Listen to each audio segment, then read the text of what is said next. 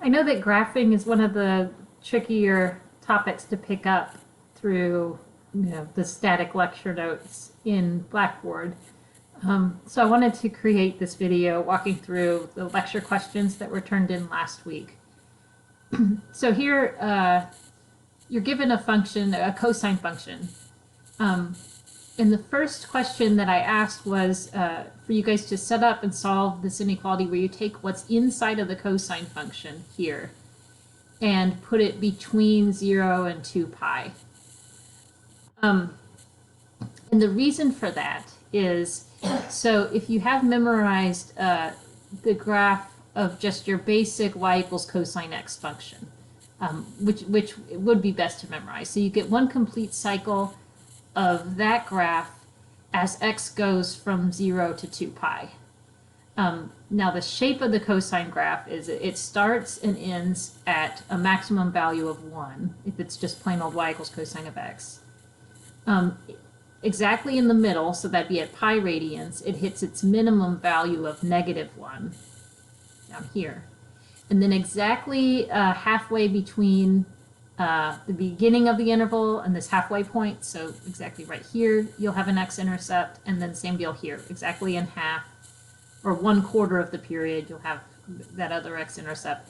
And so one cycle of the graph of y equals cosine x looks like this, and then it repeats that shape over and over, infinitely many times. But I tend to focus in the questions I ask you guys on just one cycle.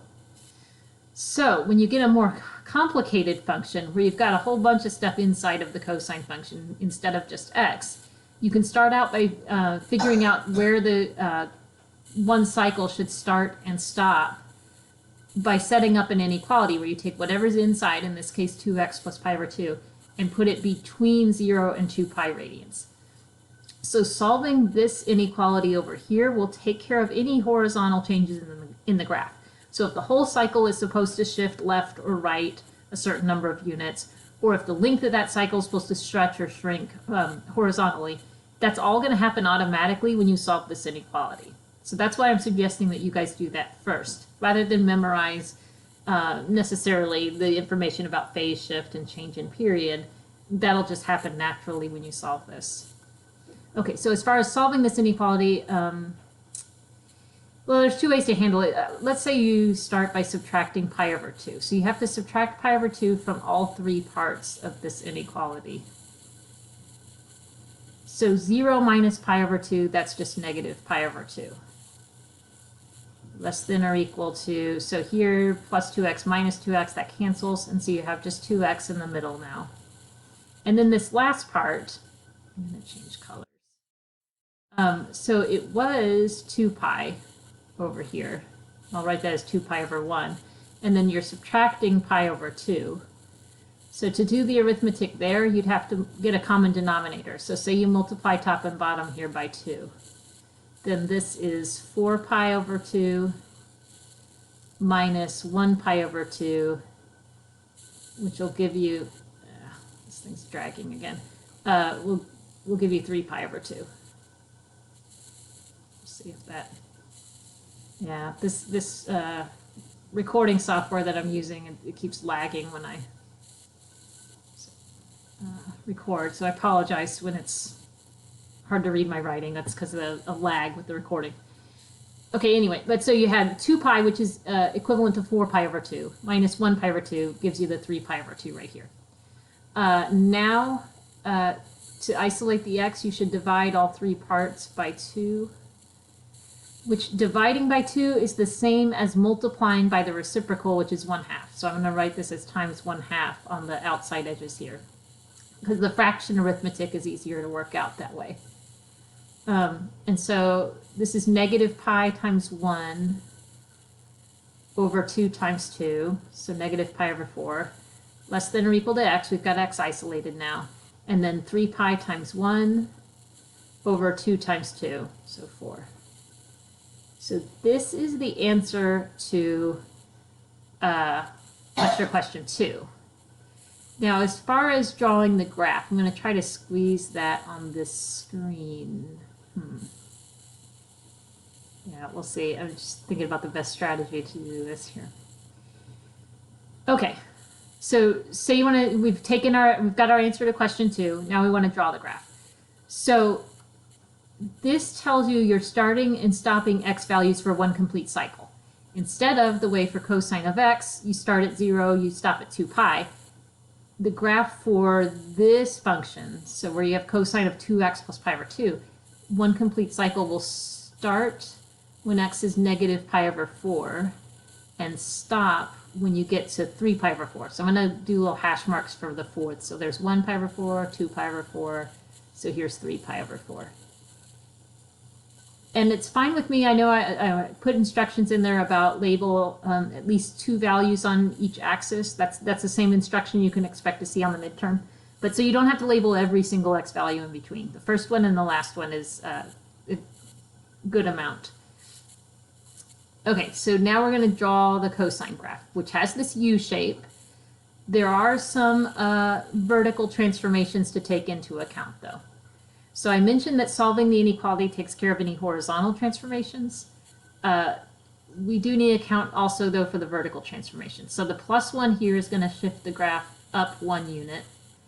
The 3 times cosine, so when you have a multiple like that, that's going to change your amplitude.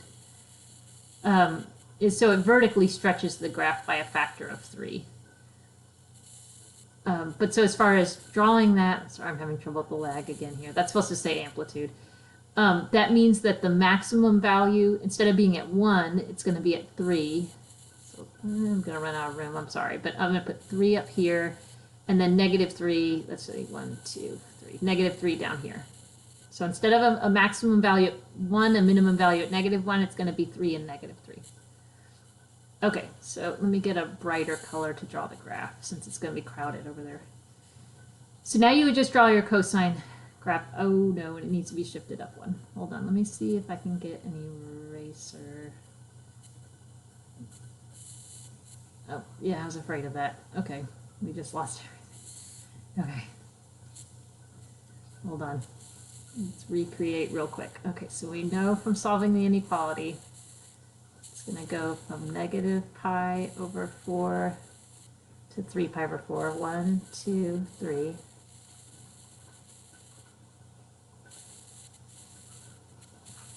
Okay.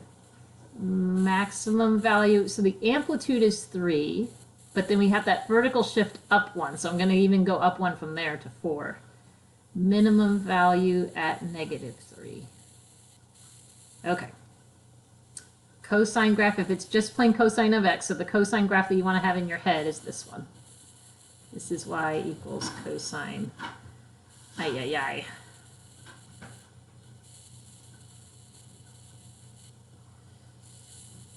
No, this is very frustrating. Okay, cosine of x. Okay, so amplitude is 3, so cosine graph starts at its highest value, at its maximum value here, but then we shift up 1, so it's actually going to shift up to 4. So there's 1 point on the graph. Cosine also ends at its maximum value, so which would normally be 3, but then you shift up 1, so it's going to land at 4 here. Right in the middle, so if I count over, here's the starting x value. There's 1, 2, 3, 4 spaces. So if I go over 2 spaces, this would be the middle right here. That's when you're going to get the minimum value in the graph, which for amplitude 3, this would normally be at -3, but when you shift up 1, this minimum value is going to be at -2 right there. Now halfway between the max and the min, so at 0 in this case. Normally you get an x-intercept here, so where y is 0, but if you shift up 1, it's going to be at 1 here. And then same deal here, halfway between the x value for your minimum and your maximum, you normally get an x-intercept, but if you shift up 1, it's going to be here. And then this, I know it looks kind of junky, but there is a decent graph, if you'll forgive the ugliness a little bit there, but a decent graph of the function y equals 1 plus 3 times cosine of 2x plus pi over 2. This thing's making it really hard for me to write that function. But this function right here.